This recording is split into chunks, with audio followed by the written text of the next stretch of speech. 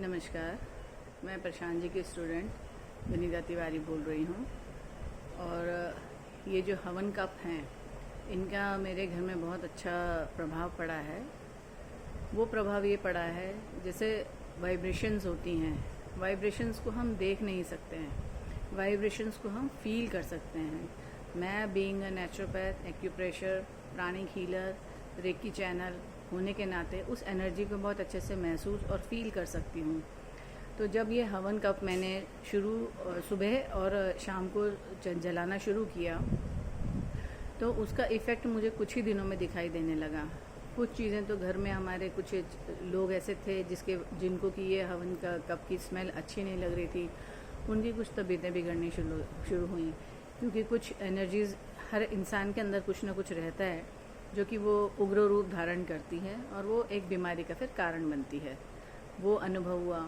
Secondly, और daily में जलाते जलाते, जैसे अभी कुछ दिनों से मैं देख रही हूँ कि जैसे कहीं अलग अलग तरीके की मक्खियाँ, क्योंकि सब एनर्जी फॉर्म में हैं, और हमारा कुछ वास्तु दोष भी होते हैं, कुछ हमारे पितरों का तर्पण हम प्रॉपर नहीं कर पाते हैं, जिस कारण से कुछ चीज़ें नेगेटिविटी तो जो होती हैं वो घर में कहीं ना कहीं किसी न किसी रूप में आ जाती हैं, जो हमें पता नहीं लगता है, जो कि इनविजिबल फॉर्म में होते हैं, और उसको मेटाफिजिकल फॉर्म में हम फील कर सकते हैं।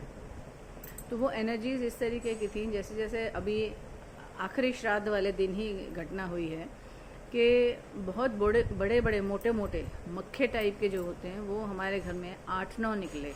और वो ऐसा नहीं कि हमने उन्हें मारा हो या कुछ किया हो, वो अपने आप ही जैसे हवन वगैरह करते हैं तो उसकी स्मेल से या कुछ उसकी सुगंध से या अपराजिता फूलों का कुछ प्रभाव होगा, या जो भी हवन सामग्री में जो हो उनके प्रभाव से वो निकल के आए और घर में अलग अलग जगहों पे वो गिरे।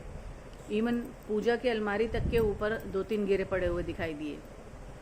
अब उसके बाद जब वो चीज़ें दिखी तो मैंने कहा शायद ठीक हो सकता है। अच्छा, फिर पहला नवरात्र आया।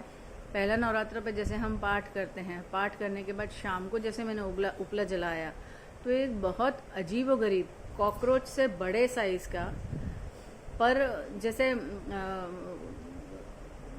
ग्रास हॉपर होता है, ग्रास हॉपर की तरीके से उसकी टांगे हैं, और बहुत इतने मोटे साइज़ का अंदर के कमरे से बाहर की तरफ जाता हुआ एक क्रीचर टाइप का कुछ था, जो कि जंतु था जो निकला। और निकलते ही मैं उस समय क्लास ही अटेंड कर रही थी, और उसी दौरान एकदम से मैंने देखा कि ये ऐसा है, और फिर वो वापस अंदर की तरफ आने लगा, तो तुरंत मैंने उसको फिर मारा।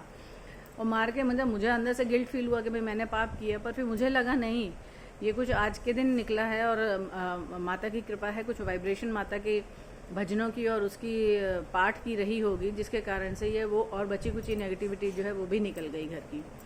तो इन चीज़ों का अनुभव अगर हम फील करेंगे तो बहुत सी चीज़ों का आप लोगों को खुद को अंदाज़ा होगा कि हवन कप के अंदर से इतनी शुद्धि वाली वाइब्रेशंस हो रही हैं, और इतना मतलब पीसफुल एनवायरनमेंट हो रहा है।